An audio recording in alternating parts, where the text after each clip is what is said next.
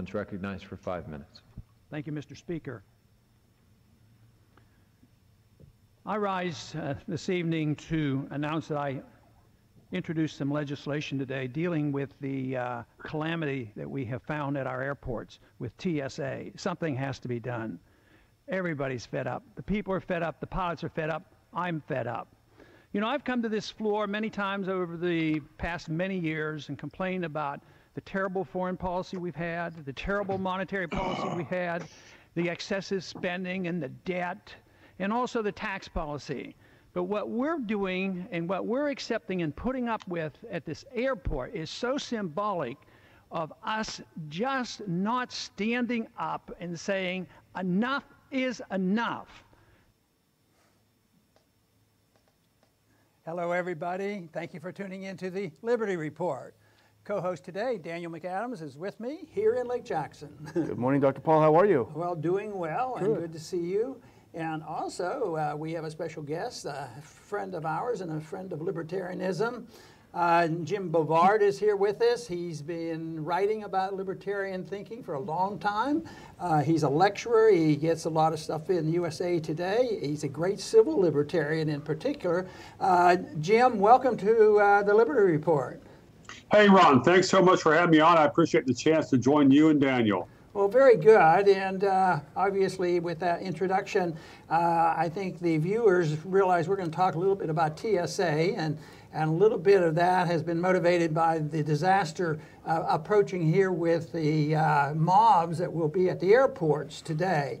And this has been something, of course, that I've agitated about for a long time, especially when those bills were being passed in the Congress. It narrowed down to, and I'm sure you remember it was narrowed down whether it should be private-run companies under the auspices of the government or the government itself. It wasn't much of a choice because not many of the congressmen were willing to say, well, the responsibility ought to be on the airline. So I know you've kept up with this issue very well, and you've written recently about this.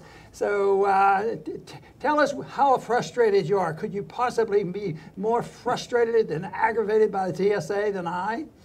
Well, personally, I've always tried to be an optimist, but on some subjects it's really difficult. No, it's fascinating. The TSA keeps getting worse. Last year on the campaign trail, Donald Trump called it a total disaster, and a lot of people thought that he'd make it better after that, but he hasn't. It's actually gotten a lot more intrusive thanks to some of the new guidelines TSA is using. And, going back to the question of private versus federal, a huge difference with a private company is that the people searching you, the people following you, would not have the equivalent of diplomatic immunity. It's almost impossible to sue a federal agent who violates your constitutional rights. And that's a huge Pandora's box for not getting abused at the airport, because federal agents, the TSA agents, know that they can, grab you here, squeeze you there, and it's like, tough luck. There was a lawsuit that's coming down. A federal judge just approved it a few months ago. It's an airline pilot who got jammed in the groin, punched in the groin basically, by a TSA agent out of Dulles Airport. And TSA tried to get the federal judge to dismiss his lawsuit. They said his rights were violated. TSA said that instead of filing suit, what the guy could have done is simply called into the TSA contact center and left a complaint. This is the type of remedy that TSA thinks the American people deserve after they get heavily abused by federal agents. Jim, Daniel has a question for you. Well, a question and a comment. I flew last weekend, Jim, to D.C. and back, and I can tell you it's much, much slower. They're taking much more time, but it also seems like there are many more workers, but they're just all milling around, doing nothing. I was lucky because I always opt out. It's very sad because when it first started, you had the chance to opt out. There were quite a few people opting out. Now nobody does. I'm the only one. My kids ask me, why do you do this? I say, because I can at least. I at least still can. But I walked through the metal detector and ding, and the fellow said, well, you've been randomly selected for a search. Is that fine? And I said, no, it's not fine, but I guess you have to do it anyway. And of course, by saying that, I triggered all sorts of people to come over and say he's refusing his search, and it's just become so ludicrous, Jim. Yeah, that's that's a good experience. Some people say the TSA acronym stands for 1,000 standing around. They have all these employees. One of the last times I flew was coming back on Thanksgiving Day 2015 out of Portland, and I had time enough. I got to the airport early, so I opted out. And it was a routine, pat down. And then all of a sudden, the TSA agent said that I triggered their explosive alarm, something on my baggage had. And I said, well, it wasn't like I was hanging out at a missile range or going target shooting. And so I was marched off to a private room, and 3 different TSA agents were there, and one was very, very aggressive, and it basically felt like he was trying to turn my family jewels into a pancake. And I filed a complaint about that. I wrote several stories, did a FOIA request, and the thing that probably triggered that, and the thing that's going to get a lot of people hammered today, was that I'd used hand sanitizer before going through the checkpoint. And hand sanitizer has glycerin. And according to the very unreliable test that TSA uses, that's enough to trigger an explosive alert. I mean, I didn't look like a terrorist. I didn't have any. Well, okay. Some people think I look like a terrorist, but okay, let's put that aside. But I mean, there was no reason to do groin pounding, which is basically what they did on me, and it's something that they'll do. They're probably going to do today to a lot of other people, a lot more worse than what I got, and for no good reason, because you use hand sanitizer, hand cleanser, anything that has glycerin can trigger their stupid explosive alerts. And they have never caught an airline bomber with these explosive tests, but they still use them to march people off and give them the 3rd degree. Jim, every time they do some testing, TSA comes out very poorly. They don't prevent anything. They cause a lot of trouble. They undermine our liberties. But don't you think it would be reasonable to put them in the category of a security industrial complex? It's money's behind all this. Some of this stuff, when it comes out that they're failing their tests, what did the congressman say? Right now they're saying more equipment, more money. We don't have enough money. We want 3D scanners, and we want CT scanners. And this stuff's expensive. So it has to be that there's money behind this this whole project as well. Yeah, there's a lot of money, and there's such gross negligence by Congress. I mean, this is the kind of thing that Congress should be marching.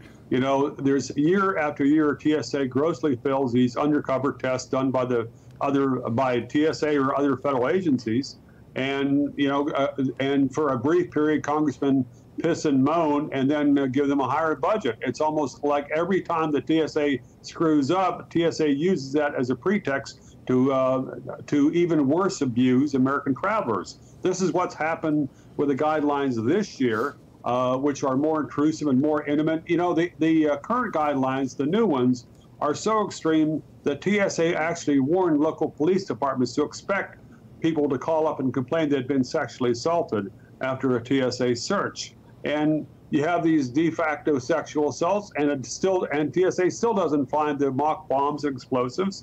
And it's disappointing to me to see how many Americans put up with this stuff, because there are folks like Daniel, you and I, who are outspoken and do everything we can to stop this nonsense.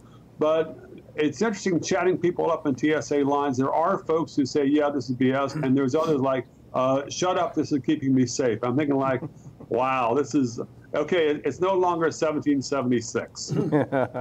Jim, you had the piece that Dr. Paul referenced earlier, and we thankfully reprinted it at the Ron Paul Institute website, but it's a great article. It came out perfect timing. This is the biggest travel day of the year.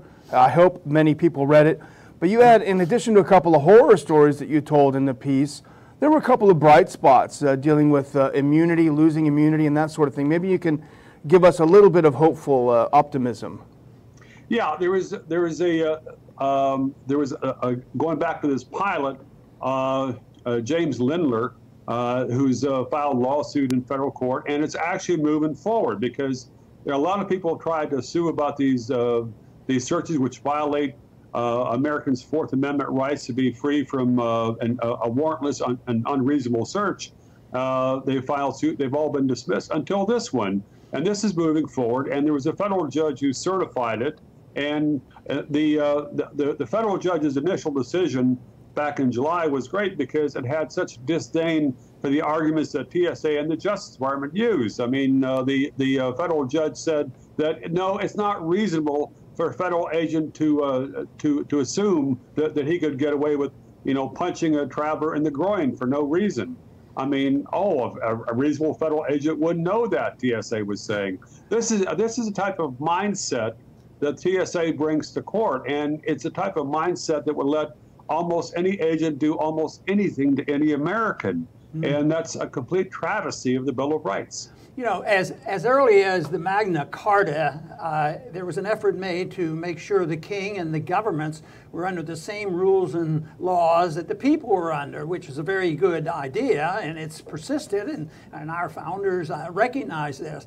But this is what has been totally lost, and hopefully this court case you're talking about will change this, is that individuals, if they would do what we see pictures of, what these TSA agents are doing, I mean, they would be put in prison so fast, and they're totally exempt. And and I don't think anybody can argue that the TSA agents are pure and they're trying to save us from a nuclear attack or something like that.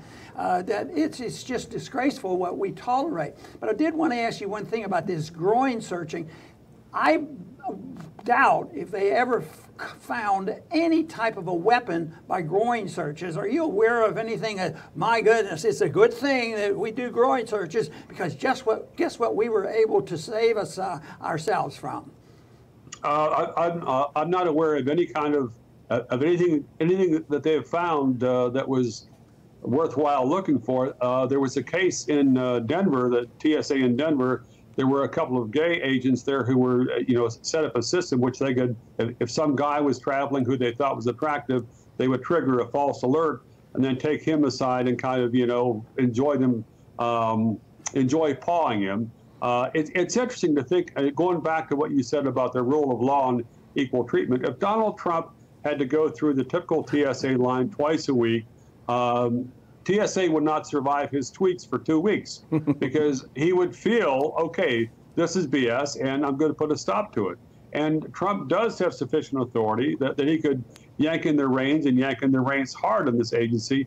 He hasn't done it, and at this point, it's his responsibility. This is BS that was started by George Bush, made worse by Obama, but now it's Trump's responsibility. And lots of the commenters at the USA Today article were very angry at me for blaming Trump on this, but he's president.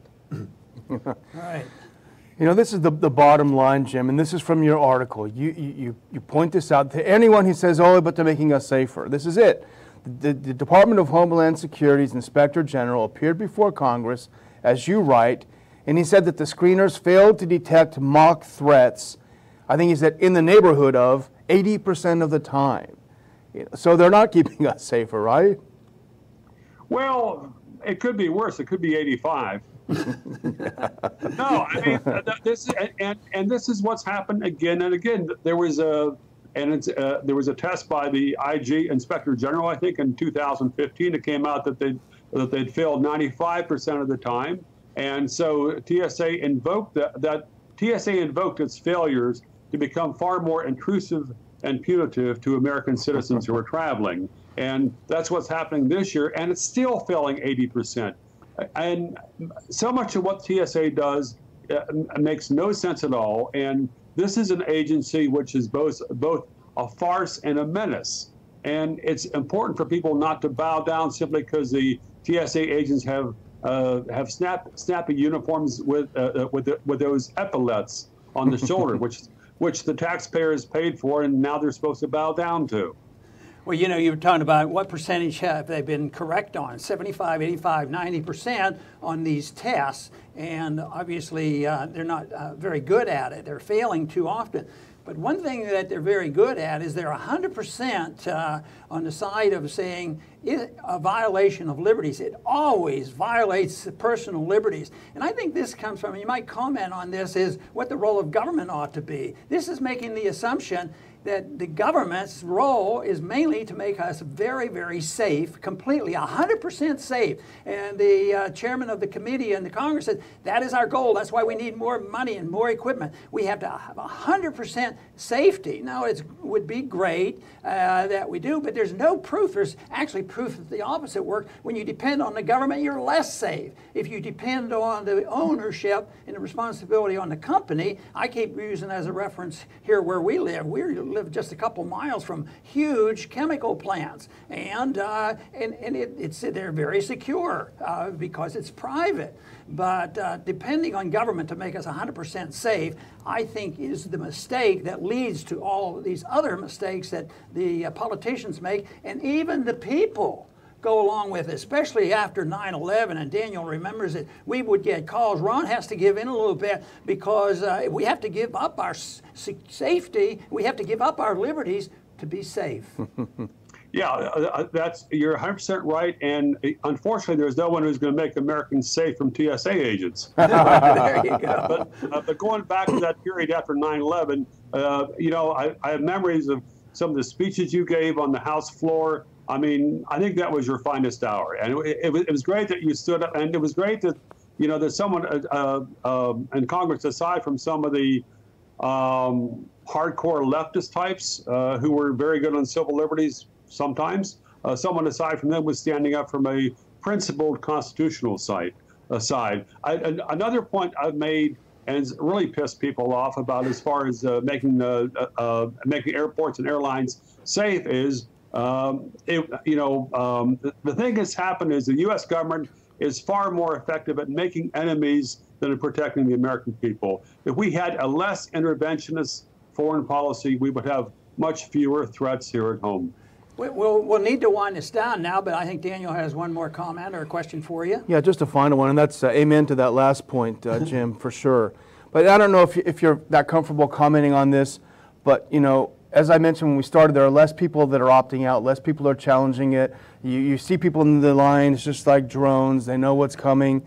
And what can we do you think, to wake people up, to get them in the spirit of resisting this again? Well, I don't know if you're good at magic tricks. No, I mean, this is a question I wrestled with my writing in general for a long time. It's like, it seems as if the BS from the federal government and the brazen abuses of Americans' rights has become clearer and clearer almost every year, and there's been no real, fundamental pushback. There's some individuals, some groups, this, that, and the other, and it does make me wonder how many Americans still give a damn about individual liberty. But flip side is that TSA makes it obvious what happens if people don't have rights and liberty. What happens is you're doing a simple trip, and then you get federal agents squeezing your butts and your boobs for no good reason. Like you, Jim, I look for places where we can be a little bit optimistic, but I am thinking to myself as we face these kind of problems that if the people don't wake up and do something about the TSA being so symbolic and so many people exposed to this might shift me over to thinking, well, I guess I better take a period of time of pessimism until we renew this interest in liberty.